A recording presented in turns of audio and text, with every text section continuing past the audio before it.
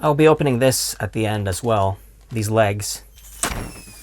Ah, Tifa, the Final Fantasy VII character who's probably best known for being killed in a tornado. And as per usual, I'm actually kind of nervous to open this one because the quality control on these does seem to be kind of lackluster.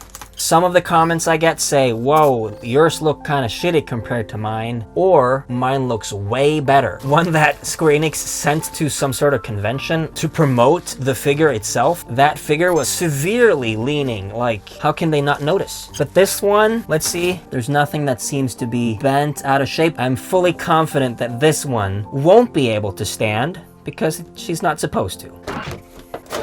This, to me, is a dream come true. There's nothing really technical going on here. It's just a figure that is basically already, look at that. It's just ready to be displayed. You just have to remove this plastic.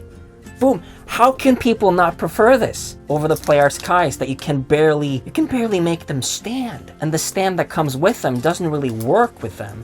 Look at all you have to do is just peel off this and already, look at this. Oh, she's not actually attached. She's only attached to the base. Oh, unfortunately, I had like this meme ready. Guys, oh, what am I gonna do now? I was hoping that there was like a peg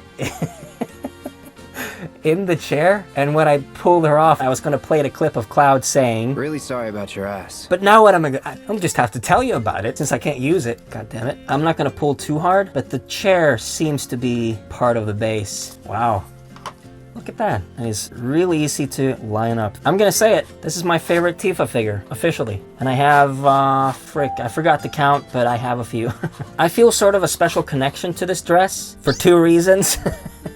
One, I think it looks great, but second of all, this is the one that I got. In game, my first playthrough. And I sort of got it by accident because I believed saying something sporty was a bad choice in that situation. In my first playthrough, I was like, you know, let's do an Aerith romance run first. So I just chose all the things that I thought were bad for Tifa. But I ended up with what I think is the best looking dress for her and the best looking figure because there's very few figures that are this size, like this wide and this tall, because most of the figures are like either like this tall or this tall, and they're all kind of like this wide. This base actually has a texture like stone in a sense. All of these things are textured as well. Everything feels different. That's weird. Wow, that's great. I was just recently playing through Wallmarket as well, and I was looking for that chair specifically, and I found chairs like it, but none of them are exactly like this. I thought that the chairs that I found was like this one, but they have a pattern with some buttons on top, and this one does not. This one doesn't really exist. It's my first Final Fantasy VII furniture though, so that's pretty cool. This is the best one yet of all the ones. In terms of getting what you're paying for and what's on the box, I think this might be the best one in terms of getting where you want to be, if that makes sense. Like, their goal was to have a figure that looked like this, and I got something that looks like this. That's all right. I'll be adding this to my collection very soon. I'll just unbox this and add this while we're at it. I'm collecting everything, old and new, everything I don't have, and I find a good price for it, I'll buy it. I actually had this when I was a teenager, and it broke in a place that was easy to fix, and I threw it away, and now I had to spend quite a lot of money to get this back. And there you go. I'll be adding two very different, but great in their own way, figures to my collection today. And let's go find some space for them.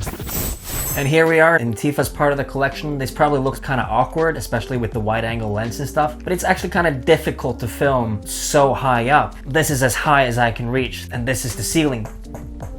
This is at my eye level, this shelf right here. And there is a whole other shelf below this full of figures. I don't know the number in my collection because I have bought a bunch of stuff that I haven't placed yet, but the number of figures that I have bought is more than 200 now, like 203, something like that. I think it's gonna be easy to place this one. I think it fits in pretty good right there, at least for now. And this is kind of what I love about collecting the way I do and displaying them the way that I do. Because here you have two very similar figures, the similar scale and everything, same kind of colors, and I have them right next to each other. That just tingles something for me. I can't explain what it is. And this one, oh, it's actually kind of taller than I thought.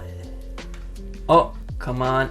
Oh my, no. Is it a millimeter away from fitting there? Okay, fine. Fucking fine. There you go. I mean, actually, now that I'm looking at it, it's actually a good thing to have such a stable figure that high up. There's no chance she's gonna fall over. And it's not like if it's this one or this one, doesn't really matter to me. She's probably gonna take up this whole thing. And if not, something else can have this entire section now, and that's fine. And I can put other figures up here. Maybe the Bring Arts figure is probably gonna fit in perfectly right there. All right, I think that's it.